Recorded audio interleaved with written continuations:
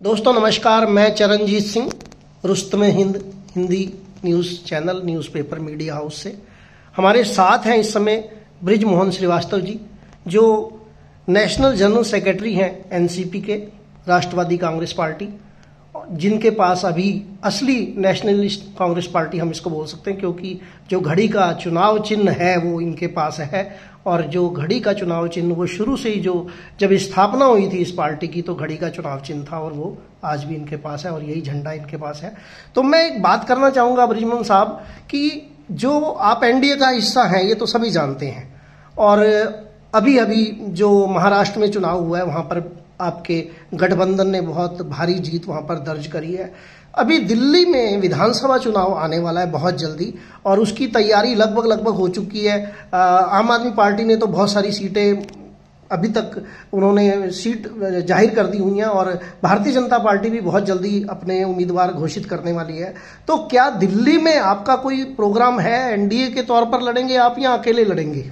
देखिए, राष्ट्रवादी कांग्रेस पार्टी ने महाराष्ट्र में बहुत शक्ति के साथ चुनाव लड़ा, और वहां हम लोग सरकार में भी है, और हम लोग एनडीए के बहुत सक्रिय राजनीतिक दलों में से एक है। अभी दिल्ली में चूंकि विधानसभा के चुनाव हो रहे हैं, यहाँ हम लोगों ने अपनी पार्टी को पिछले लगभग एक साल से, पार्टी का जो हमारा संगठन है उसको हम लोगों ने ये कहा था कि दिल्ली में हमको सारी विधानसभाओं की सीटों पर चुनाव लड़ना है।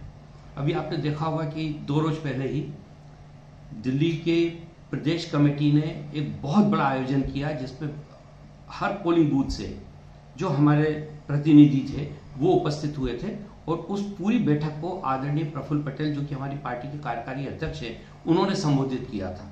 सुबह 11:30 बजे से चलने वाला कार्यक्रम शाम को 7:30 बजे जाके खत्म हुआ।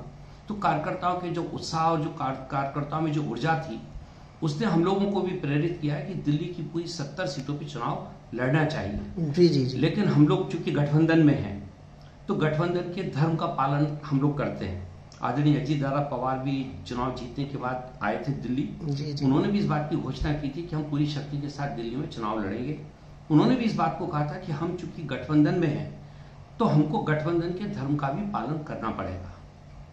हमारी तैयारी पूरी 70 सीटों पर है, लेकिन एनडीए के एक सक्रिय सदस्य होने के नाते हम लोगों के दिल में ये बात आती है कि दिल्ली के जो राजनीतिक हालात हैं उनको देखकर मुझे ऐसा लगता है कि यहाँ पर भारतीय जनता पार्टी अकेले चुनाव जीतने की स्थिति में नहीं है। और ये बात जब मैं कहता हूं तो इसके पीछे बहुत आधार भी है। 26 साल से लगातार भारतीय जनता पार्टी यहाँ पर विधानसभा के चुनाव में पराजय का शिकार हो रही है, वो नहीं जीत पा रहे। सारे प्रयोग करके देख लिए, क्योंकि 32 सीटें यहां पर ऐसी हैं इन 70 सीटों में से जहां पर बीजेपी को चुनाव लड़ने के लिए बहुत मेहनत करना पड़ेगी, लेकिन उसके उपरांत भी वहां पे जीतने की संभावनाएं उनकी बहुत कम है। और उसके पीछे मूल कारण ये है कि वहां का जो मतदाता है वो भारतीय जनता पार्टी के साथ नहीं है। वो ये मतदाता कौन सा है? हमारे सिख भाई हैं इसमें, वहां पे हमारे अल्पसंख्यक साथी हैं, वहां हमारे जो पर प्रांतीय हैं वो लोग हैं, और इसके अलावा दलित समाज जो है वो वहां पर है, जो इस इत्तेफाक से इस दौर में बीजेपी के साथ नहीं है। लेकिन अगर यहां पर एनडीए चुनाव लड़ता है, तो एनडीए में यहां भारतीय जनता पार्टी के साथ राष्ट्रवादी कांग्रेस पार्टी है, यहां जेडीयू है, यहां पर हम इसके साथ ही साथ चिराग पासवान जी की जो पार्टी है एलजेपी, उसको हम अपने साथ लेके चल सकते हैं, क्योंकि हम सब लोग एनडीए का हिस्सा है। और उसके पीछे मूल एक ही हम लोगों की मंशा है। आदरणीय नरेंद्र मोदी जी इस भारत के सबसे ज्यादा मजबूत राजनेताओं में से एक हैं, और वो हमारे एनडीए की शान है। दिल्ली में अगर हम चुनाव नहीं जीत पाते, तो जब कभी बाहर निकल के हम लोग बात करते हैं तो हमको जवाब देना मुश्किल होता है कि आप पूरे हिंदुस्तान की तो बात करते हैं, दिल्ली आप लोग क्यों नहीं जीते? तो हमारी जो पहली ख्वाहिश है कि यहां पर एनडीए चुनाव जीते। अगर यहां पे भारतीय जनता पार्टी चुनाव लड़ेगी तो फिर वही परिणाम होगा जो 26 साल से आ रहा है। तो हमारी अपनी पूरी कोशिश ये है पहले कि अगर यहां पर हम एनडीए के उन प्रत्याशियों को मैदान में उतारेंगे, तो मैं दावे के साथ कहता हूं कि यहां पर अरविंद केजरीवाल की सरकार नहीं बन पाएगी। विकल्प जो है, आप क्या समझते हैं कि क्या एनसीपी कांग्रेस का, भारतीय जनता पार्टी का, आम आदमी पार्टी का विकल्प बन सकती है? ये प्रश्न आपका बहुत महत्वपूर्ण है। जी जी। लेकिन ये इतना आसान भी नहीं है। आज हम विकल्प बनने की बात तो नहीं करते, क्योंकि विकल्प बनने के लिए अभी हमको और यहाँ पे प्रयास करना होगा। हमको यहाँ पर एमडीसी के चुनाव लड़ना पड़ेंगे। नीचे तक जब तक हम नहीं जाएंगे तब तक हम यहाँ पे विकल्प की बात नहीं कर सकते। नहीं, जैसा अभी आपने बताया कि पोलिंग बूथ लेवल से आपके पास कार्यकर्ता उठ के खड़े होके आए थे, तो ये बहुत बड़ी बात होती है। और आम आदमी पार्टी और कांग्रेस पार्टी को भी कई जगह पर पोलिंग बूथ पर आदमी नहीं मिल पाते हैं। भारतीय जनता पार्टी के पास क्योंकि आरएसएस है इसलिए उनको मिल जाते हैं। अगर ये जो बात आप कह रहे हैं कि भारतीय जनता पार्टी अगर इस पर विचार करे, आपको साथ में लेकर यहां पर चुनाव लड़े, तो क्योंकि उनकी स्थिति इतनी अच्छी नहीं है, बिल्कुल आप सही कह रहे हैं, तो क्या उसके लिए आप, क्योंकि भारतीय जनता पार्टी पर लोगों का विश्वास कम है तभी उनको नहीं जीत मिली, तो आप उनको क्या विकल्प दे पाएंगे कि भाई भारतीय जनता पार्टी नहीं लड़ पाई या नहीं जीत पाई, लेकिन हमें भी आप आजमा के देखिए, ये कौन सी आप बात करेंगे? आप महाराष्ट्र वाली बात करेंगे या क्या उनको बोलेंगे? एक्चुअली यहाँ पर हम बीजेपी का विकल्प नहीं बनना चाहते जी। यहाँ बीजेपी के सहयोगी बनना चाहते। ठीक है। क्योंकि यहाँ पे टोटल लगभग 2800 पोलिंग बूथ हैं। जी जी जी। और हमने हर पोलिंग बूथ के ऊपर हमारे यहाँ के प्रदेश के अध्यक्ष वीरेंद्र सिंह जी जी और जी। उनकी पूरी टीम, इन्होंने बहुत कोशिश करके पिछले 7 महीने में हर एक पोलिंग बूथ पे एक एनसीपी का कार्यकर्ता बना लिया है। क्या बात है। और वही उस दिन यहाँ पर आए थे, वही सारे कार्यकर्ता उस दिन यहाँ पर आए थे। हमने उन्हीं लोगों को बुलाया था जिनका एनरोलमेंट हमारे पोलिंग बूथ के ऊपर है। तो 2800 पोलिंग बूथ पे हम लोगों के 2800 लोग, जिनका कि डेटा हमारे पास है, उनका टेलीफोन नंबर हमारे पास है, उनका घर का एड्रेस हमारे पास है, और उनसे लगातार हम लोग संपर्क में हैं। तो वो हम लोगों ने अपनी तैयारी की। तो बृजमोहन श्रीवास्तव साहब, जो मैं पूछ रहा था वो प्लीज, क्योंकि मैं जनता के प्रतिनिधि होने के नाते, क्योंकि मैं पत्रकार हूं, तो मैं तो आपसे वही सवाल पूछूंगा जो जनता को चाहिए। दिल्ली में अनधिकृत कॉलोनियां बहुत सारी हैं, दिल्ली में झुग्गी झोंपड़ी बहुत सारी हैं, दिल्ली में बेरोजगारी की समस्या बहुत बड़ी है, दिल्ली में मतलब अरविंद केजरीवाल तो बोलते हैं मैं बिजली फ्री दे रहा हूं, लेकिन ऐसा नहीं है, झूठ है ये। क्योंकि अंदर की जो बात अगर आप देखेंगे, यहाँ पर बहुत भारी बिल देना पड़ता है मध्यम वर्गीय लोगों को। इसी प्रकार अगर वो ये बोलते हैं कि हम और बहुत सारी चीजें दे रहे हैं, ऐसा कुछ भी नजर नहीं आता है। लेकिन भारतीय जनता पार्टी इन बातों को उजागर नहीं कर पाई है, मैं ये आपसे बिल्कुल साफ तौर पर कह रहा हूं। कारण जो जनता है उसको जो चाहिए वो मिल नहीं रहा है। तो क्या एनसीपी एक पुरानी पार्टी है, कोई नई पार्टी नहीं है, और सहयोगी बनके भारतीय जनता पार्टी पर विश्वास नहीं है, आप वो विश्वास जगाने के लिए जनता को क्या कहना चाहेंगे? बिल्कुल ठीक आप बोल रहे हैं। देखिए बात सच है कि दिल्ली 2 हिस्सों में बटा हुआ है। जी जी। एक अमीर दिल्ली जी, जिसे लुटियन बोलते हैं, जी जी, जिसमें पूरे सत्ता के केंद्र बैठे हुए हैं, और एक वो दिल्ली जिसकी तरफ कोई ध्यान नहीं दे रहा। ये दिल्ली उन लोगों का है जहां पर कि आदमी को जो मूलभूत सुविधाएं हैं जीने के लिए वो भी उपलब्ध नहीं जी। राष्ट्रवादी कांग्रेस पार्टी हमेशा महाराष्ट्र में भी, हम लोगों का जो 26 साल का इतिहास है वो इसी बात का है कि हमने उस आम आदमी की चिंता की है जिसकी तरफ कोई नहीं देख रहा। जी, जी। हमने उसके जीवन स्तर को ऊंचा उठाने का काम किया है जिसकी तरफ किसी ने ध्यान नहीं दिया। यही कारण है कि हमने अभी 52 सीटों पे चुनाव लड़वाया था, इसमें से 41 लोग हमारे चुनाव जीते। क्या बात है। ये उसका परिणाम यही है। जी जी जी। ये हम लोगों के ध्यान में है। ये बात हमारे सारे राष्ट्रीय नेताओं को भी मालूम है। आदरणीय अजीत दादा पवार, प्रफुल्ल पटेल भी इस बात को जानते हैं। उनके लिए हमारे पास, चूंकि महाराष्ट्र में खासतौर से मुंबई में जो जन सुविधाएं हैं, जो सिटी प्लानिंग है, वो विश्व में मुंबई का सिटी प्लानिंग सबसे बेहतर माना जाता है। जी जी जी। वो अनुभव हमारे पास है। उस अनुभव का लाभ हम लोग दिल्ली को दिलाना चाहते हैं, लेकिन ये तभी संभव होगा जब यहाँ पर हम सब लोग मिलजुल के चुनाव लड़ें। अकेले चुनाव लड़ने से किसी का कोई फायदा नहीं होगा। और फिर ये झूठ बोलने वाली सरकार, फिर झूठे वायदे करने वाली सरकार जो लगातार बात कहती रही है, इनके पास पब्लिसिटी ज्यादा है, काम कम है। जी जी। इन्होंने पब्लिसिटी करके इस बात को स्थापित करने की कोशिश की है कि हमने ऐसा कर दिया, हमने पूरे दिल्ली को बदल दिया। लेकिन अब लोगों को हकीकत पता लगती जा रही है तो इनको हम जब ही सत्ता से हटा सकते हैं, झूठ बोलने वाली सरकार को, जब यहाँ पे हम सब लोग एकजुट होकर ताकत के साथ चुनाव लड़ें, क्योंकि ये दिल्ली के लिए, दिल्ली के नागरिकों के लिए जरूरी है। श्रीवास्तव साहब, हमारे दिल्ली के जो ग्रामीण क्षेत्र हैं, जो बाहरी क्षेत्र हैं, ग्रामीण क्षेत्र हैं, करीब जब से भारत बना है तब से लेकर अब तक लाल डोरा विस्तार की मांग चली आ रही है कि लाल डोरा, जनता बढ़ी है, जगह बढ़ी है, सब कुछ बढ़ा है, लोग बढ़े हैं, जनसंख्या बढ़ी है, लेकिन लाल डोरा विस्तार की बात आज तक किसी ने नहीं मानी और आम आदमी पार्टी ने भी इस पर कुछ नहीं किया, किसी पार्टी ने। क्या आप इस पर कुछ करने की बात हमारे दर्शकों को बोलेंगे? निश्चित रूप से। देखिए, सिटी प्लानिंग में एक बहुत बड़ी भूमिका होती है आम आदमी के जीवन स्तर को उठाने की योजना बनाना। आपको जान के बड़ा, दिल्ली के लोगों को इस बात को जान के बहुत अच्छा लगेगा कि विश्व में बहुत सारे ऐसे देश हैं जो इस प्रकार की योजनाओं को आर्थिक रूप से मदद देते हैं, कुछ लोग उसको टेक्निकल इनपुट देते हैं और कुछ लोग उसकी प्लानिंग में मदद करते हैं। बहुत ही ये आश्चर्यजनक है। मैंने दिल्ली का, चूंकि मैं दिल्ली का काम देख रहा हूँ राष्ट्रवादी कांग्रेस पार्टी में, मैंने दिल्ली की 70 पूरी विधानसभाओं का दौरा किया है इस पूरे दौर में। इसके पहले भी 2020 में जब चुनाव हुआ था उस समय भी मैं यहाँ पे काम देखता था, तब भी मैंने दौरा किया था। बड़ी अजीब बात है कि 2020 में मैं जिस क्षेत्र में गया था, अभी जब मैं गया हूं तो मुझे वहां पे लेश मात्र भी कोई परिवर्तन नहीं दिखा। वैसा ही गंदा, वैसा ही नालियां भरी हुई हैं, उसी प्रकार से वहां पे आम आदमी जीवन जीने के लिए संघर्ष कर रहा है। ये सारी चीजें यथावत, मतलब 25 साल में कुछ नहीं बदला।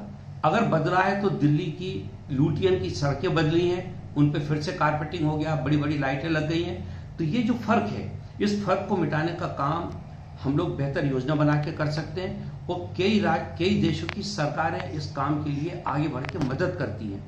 इन्होंने मदद क्यों नहीं मांगी, ये अपने आप में एक बड़ी अजीब बात है। जबकि हमारे पास आदरणीय नरेंद्र मोदी जी जैसा एक ऐसा व्यक्ति है जिसकी धाक पूरे विश्व में है, पूरे संसार में अगर वो कोई बात कहते हैं तो उसकी तरफ ध्यान दिया जाता है। हम लोग इसी प्रकार मैं आपका ध्यान आकर्षित करना चाहूंगा, दिल्ली सिख गुरुद्वारा मैनेजमेंट कमेटी जो दिल्ली में बहुत सेवा कर रही है, उन्होंने यहाँ पर अस्पताल बनाया। उस अस्पताल में आज 18,000 पेंडिंग है लोगों के डायलिसिस के लिए, 18,000 पेंडिंग है, उसको कोई मदद नहीं कर रही है ये दिल्ली सरकार। इनको चाहिए था कि अगर ये आयुष्मान योजना लागू कर देते तो वहां पर उनको पैसा मिल जाता और वो वहां पर भीड़ ना होती। उसके अलावा दिल्ली सिख गुरुद्वारा मैनेजमेंट कमेटी एक लॉ कॉलेज बनाना चाहती है, उसके लिए 3 साल से लगातार डीडीए में वो फाइल रुकी पड़ी है। इस तरह की और बहुत सारी योजनाओं की मैं आपको बात बता सकता हूं जो दिल्ली सरकार उसमें रोड़े अटकाती है। तो इन सारी बातों को सामने लेकर और भारतीय जनता पार्टी से ये कहना पड़ेगा कि भाई हम दिल्ली में काम करना चाहते हैं, हमें काम करने दिया जाए। उसके लिए क्या आप उनसे इस प्रकार थोड़ी सी ताकत से उनके आगे ये बात रख पाएंगे? देखिए, आपने बहुत ही एक संवेदनशील बात बोली है और थोड़ा मेरे दिल को छूती हुई बात बोली है। सिख समाज इस विश्व का एक ऐसा समाज है जो खुद आगे बढ़ के लोगों की मदद करता है जी। किसी भी गुरुद्वारे में आप चले जाइए, वहां पे आपको बहुत ही बगैर किसी परेशानी के आपको प्रसाद मिलेगा। आप वहां पे बहुत अच्छे ढंग से पेट भर के वहां से आप बाहर निकल सकते हैं। ऐसे समाज के लोगों के लिए हर सरकार को सामने आना चाहिए, क्योंकि जो समाज बगैर किसी स्वार्थ के निस्वार्थ में सेवा करता हो तो ऐसे समाज के लिए हमेशा सामने आना चाहिए। और मेरे को बड़ा अफसोस है इस बात का कि जो यहाँ पर एक अस्पताल शुरू किया था, उस अस्पताल में सबसे बड़ी बात ये थी कि बहुत सस्ते में, फ्री में जो डायलिसिस बाहर 12 और 18,000 रुपए में होता है वो वहां पे 250-300 रुपए में होता है। जी। तो इतनी बड़ी सेवा करने वाली जो संस्था है उसको सरकार का सहयोग भरपूर मिलना चाहिए। जी जी जी जी। मैं इस बात को पूरे विश्वास के साथ कहना चाहता हूं कि अगर राष्ट्रवादी कांग्रेस पार्टी का यहाँ पर एक विधायक भी जीता तो इस लड़ाई को हमारा वो विधायक पूरी ताकत से लड़ेगा, जिससे कि यहाँ पे लॉ कॉलेज की आपने बात उठाई वो ठीक हो, यहाँ पे जो अस्पताल बनाया गया है उसको जो सहयोग चाहिए, जो मदद चाहिए वो मिले। इसके अलावा भी गुरुद्वारों के आसपास के जो स्थान है जहाँ पे कि बेवजह कब्जा कर लिया जी जी जी जी जी, उसको भी वहां से हटाने की एक बात पे विचार करना चाहिए। उसके लिए भी हम लोग कोशिश करेंगे। मैं सोचता हूँ ये तो होना ही चाहिए और इसमें किसी प्रकार की, इसको हमको किसी राजनीतिक दृष्टिकोण से नहीं देखना चाहिए, क्योंकि ये समाज बगैर किसी राजनीति के सेवा करने उतरता है। और सर एक डर पैदा हो गया, अभी आपने देखा होगा, अभी लोकसभा में जो है एक डर पैदा हो गया है, SC ST के अंदर एक डर पैदा हो गया है, संविधान के प्रति एक डर पैदा हो गया है, बाबा साहब अम्बेडकर के प्रति एक डर पैदा हो गया है। तो क्या उस पर भी NCP निजी तौर पर, अपने तौर पर क्या लोगों का डर खत्म करने का काम करेगी?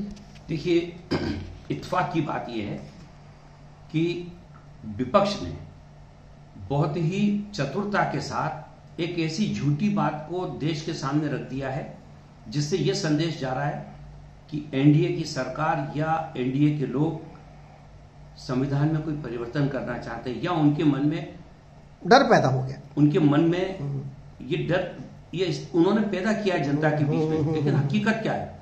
हकीकत यह है कि हम लोग भी बाबा अंबेडकर में उतना ही विश्वास करते हैं। हम लोग भी जानते हैं आज अगर हम सत्ता में हैं तो उनके बनाए हुए संविधान के कारण ही तो हमारे जो जनप्रतिनिधि चुनाव जीतते हैं वो उन्हीं की तो शपथ लेकर अपनी बात जनता के बीच में रखते हैं। जी। तो मैं ये मान के चलता हूं कि ये एक बिल्कुल गलत नैरेटिव है, और इस गलत नैरेटिव के कारण हमारे जो दलित साथी हैं उनको जो चिंता हो रही है, उनको चिंता करने की कोई जरूरत नहीं है। उनके हक को कोई नहीं छीन सकता। राष्ट्रवादी कांग्रेस पार्टी पूरी शक्ति के साथ उनके साथ है। किसी भी हालत में इस देश में दलितों का हक कोई नहीं छीन पाएगा और उनके आरक्षण को कोई छू नहीं सकता, ये मैं आपको कह सकता हूं। और सर महाराष्ट्र में जिस प्रकार आपने अल्पसंख्यक समुदाय के साथ दोस्ती निभाई है, जिस वजह से आप वहां पर जीते हैं, तो क्या उस प्रकार यहाँ का जो दिल्ली का अल्पसंख्यक समाज है उसको भी आपकी तरफ से निर्भयता का आश्वासन मिलेगा? देखिए, इसमें मैं आपको 2-3 बातें बताना चाहता हूँ। जी। एक ये कि जब फिलिस्तीन में हमारे अल्पसंख्यकों के ऊपर पूरी तौर से इजराइल मानवीय मूल्यों को एक तरफ रख के उनके ऊपर प्रहार कर रहा था, उस समय राष्ट्रवादी कांग्रेस पार्टी का जो हमारा अल्पसंख्यक प्रकोष्ठ है उसने यहाँ इस्लामिक इंटरनेशनल सेंटर पर एक कॉन्फ्रेंस रखी थी जिसमें 12 मुस्लिम मुल्कों के एम्बेसडर उस मीटिंग में आए थे। जी। और वहां हम सब लोगों ने सामूहिक रूप से ये मांग की थी कि फिलिस्तीन में इस प्रकार के नरसंहार को रोका जाए।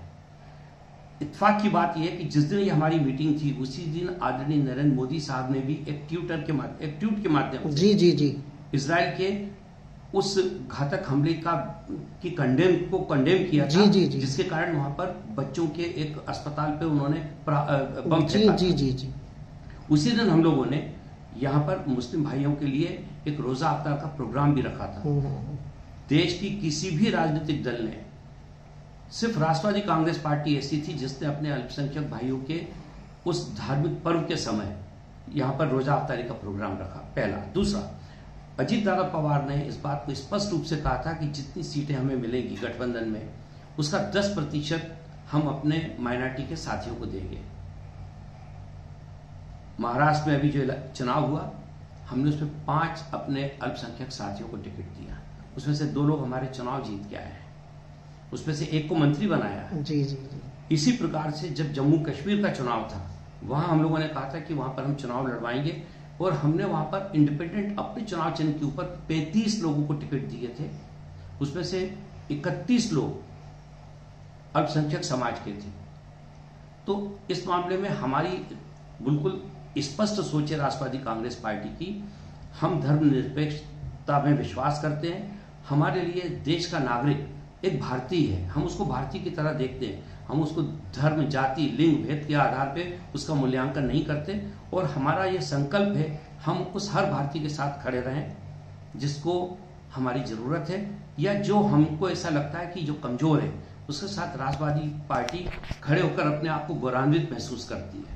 तो बृजमोहन श्रीवास्तव साहब, क्या आप घड़ी की टिक टिक दिल्ली के लोगों में बजाने की नीयत रखते हैं अब? देखिए, निश्चित रूप से रखते हैं, और मैं सोचता हूं कि इसमें हम लोगों को आपके सहयोग की ज्यादा जरूरत है। चरणजीत सिंह जी अगर हम लोगों को हमारी बात को आम आदमी तक पहुंचाएंगे तो निश्चित रूप से ये मौका भी आएगा कि घड़ी की टिक टिक से राजधानी को हम पूरी तौर से जिंदा कर देंगे। जी।